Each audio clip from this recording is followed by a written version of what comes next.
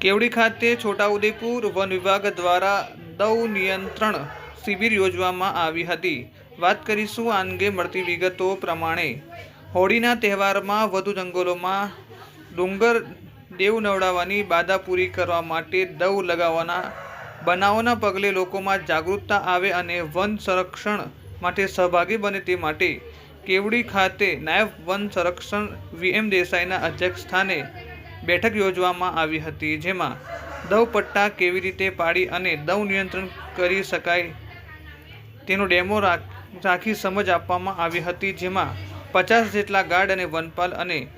ગ્રામજનો ઉપસ્થિત રહ્યા હતા। છોટાઉદેપુર વન વિભાગ દ્વારા દવ નિયંત્રણ તાલીમ ઇકો ટુરિઝમ કેવડી ખાતે યોજવામાં આવી હતી, જેમાં નાયબ વન સંરક્ષક શ્રી VM દેસાઈ સાહેબના અધ્યક્ષસ્થાને યોજાઈ હતી, જેમાં 50 જેટલા વનરક્ષકો અને 20 જેટલા ગ્રામજનોની ઉપસ્થિતિમાં વનદવ હોળી પહેલાં જે ગ્રામ લોકો સળગાવતા હોય એને કાળજી રાખવા માટે અને એને નિયંત્રણ કેવી રીતે કરી શકાય તેનો ડેમો રાખી અને સમજ આપવામાં આવી હતી। વધુમાં વધુ લોકો આ હોળીના તહેવારમાં જંગલોમાં જે દવ લગાડે છે એ ના લાગે અને આપણી કુદરતી સંપત્તિમાં જે મોટું નુકસાન થાય છે એ ટાળવા માટે